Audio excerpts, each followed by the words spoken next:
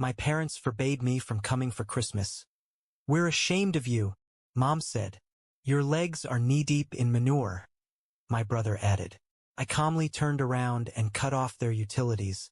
When the heating shut down at -15 degrees Celsius, they started calling me. I knocked on the door, shifting the heavy grocery bag in my hand. Snow crunched under my boots. My coat smelled like hay and diesel, but that was just part of my life. The door opened a crack. Mom stood there, tight-lipped. John. She hesitated, glancing over her shoulder. Maybe this isn't the best time. I frowned. Ain't Christmas dinner startin' soon? From inside, I heard my brother Travis snort. Yeah, for family. I blinked. What? Travis appeared behind Mom, arms crossed over his fancy sweater. Look, man, we talked it over, and you don't really fit in with what we got going on here. I stared at him. I don't fit in? Mom winced. It's just, you always show up smelling like a barn, tracking in mud, wearing those same ripped jeans. I own a barn, I said deadpan. Travis smirked. Exactly. Something cold settled in my chest. I glanced past them. Inside, the house was warm, golden light spilling over a long dinner table covered in food. My niece and nephew were playing by the tree, their little faces bright with laughter. And here I was, standing in the freezing cold, being told I wasn't welcome. Mom sighed. You understand, don't you, honey? We have guests, important ones.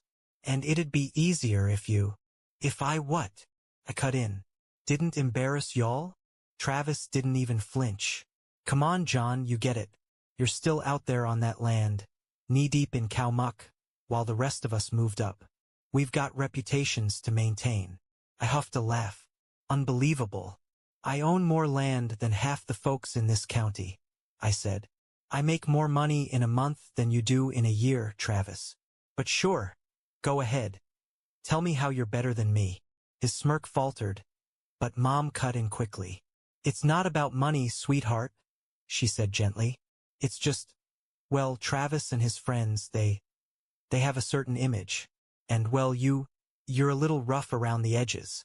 I exhaled sharply through my nose. Right? I said. Got it. I shifted the bag in my arms. Then, without another word, set it down on the porch. Inside were presents. Expensive ones. Thoughtful ones. I'd spent hours picking them out for these people. Then I turned and walked back to my truck. I sat in my truck, engine rumbling softly, phone pressed to my ear. Yeah, I said, keeping my voice steady. Shut off the electricity and water at 154 Oak Ridge Road. Name on the account? John Callahan. The customer service lady hesitated. Sir, are you sure? The temperatures are dangerously low this week. I exhaled, watching my breath curl in the cold air. Yeah, I'm sure.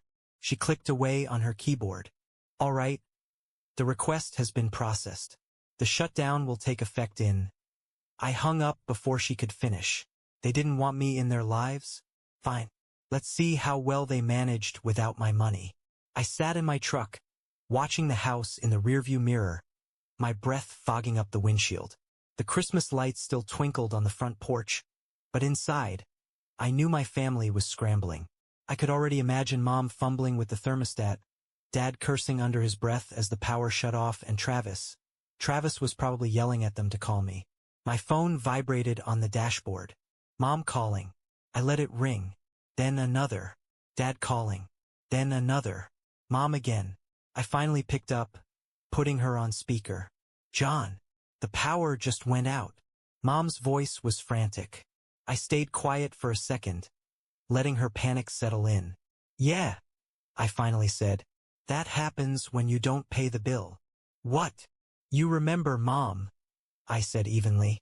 That contract you had me sign years ago? The one that put all the utilities under my name so y'all wouldn't have to deal with them? You said it'd be easier that way, remember? Since I had a steady income, and Travis was still figuring things out. You know, the same Travis you just chose over me. John, this isn't funny, she snapped. Your father and I need that power. I leaned back, gripping the wheel. Guess you should have thought of that before you told me I wasn't welcome for Christmas. Dad's gruff voice cut in. Son, this is childish. Just pay the bill and stop acting out. I laughed, shaking my head. Funny. That's what you always say. Huh? Every time Travis screws up, I'm the one who's gotta fix it. Pay the bill, cover the damage, clean up his mess. And what do I get for it? This ain't a place for losers at the front door. Mom hesitated. Sweetheart, it's not like that. Isn't it? I shot back.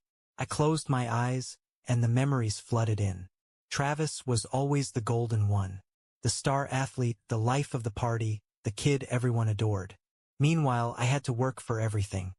When I got a scholarship to A&M, Dad barely acknowledged it. When I saved up to buy my first truck at 18, Mom scoffed and said Travis would have a real car one day. No matter how hard I worked, how much I earned, it was never enough to shake the image they had of me, the other son, the backup plan. And yet, when Travis dropped out of college, racked up debt, and couldn't hold a job, guess who they called? When his mortgage payments were late, when his kids needed school supplies, when he and Kelly couldn't afford Christmas presents, it was always John can help, John makes good money, John will take care of it. And I did. Because deep down, I kept hoping that if I gave enough, if I did enough, maybe, just maybe, one day they'd see me the way they saw him. But tonight? Tonight was the final nail in the coffin. You know what, Dad? I exhaled. You're right. I am done acting out. No more games. No more help. No more covering for Travis. John, don't do this, Mom pleaded. I already did, I said, reaching for the ignition. And if I were y'all, I'd grab some blankets. Heard it's droppin' to 15 tonight. And with that, I hung up. They wanted me out of their lives? Fine. Let's see how well they manage without my help. That night, they all had to sleep in the living room by the fireplace, wrapped in blankets, their breath visible in the cold air. The grand Christmas dinner they had planned fell apart. Guests left early, muttering complaints as they pulled on their coats, shaking their heads at the disaster unfolding before them. The perfectly decorated table, the expensive dishes Mom had spent days preparing, all of it sat untouched because no one wanted to eat in a freezing house. Travis's kids were sent to the neighbor's house for the night, bundled up and whining, not understanding why they couldn't stay home. Even Kelly, his wife, had gone quiet, offering no words of comfort as she watched her husband pacing angrily by the fireplace. Mom sat with a thick blanket draped over her shoulders, staring at the dying embers with an exhausted expression. Dad sipped at his drink in silence, jaw clenched so tightly it looked like he might break a tooth. This is ridiculous, Travis finally snapped, running a hand through his hair. He wants to act like a spoiled brat? Fine. But dragging the whole family into this? Who does he think he is? Enough, Travis, Mom sighed, rubbing her temples. We just need to talk to him in the morning. He wouldn't actually leave us like this. He just wants attention. Dad grunted. Boys always had a chip on his shoulder. Always had something to prove. Travis scoffed. Yeah, well, he proved it. Merry Christmas. Morning came and my phone rang. Mom calling. I let it ring. Then Dad. Then Mom again. I took my time, enjoying the warmth of my house, sipping my coffee as I stared out over my land.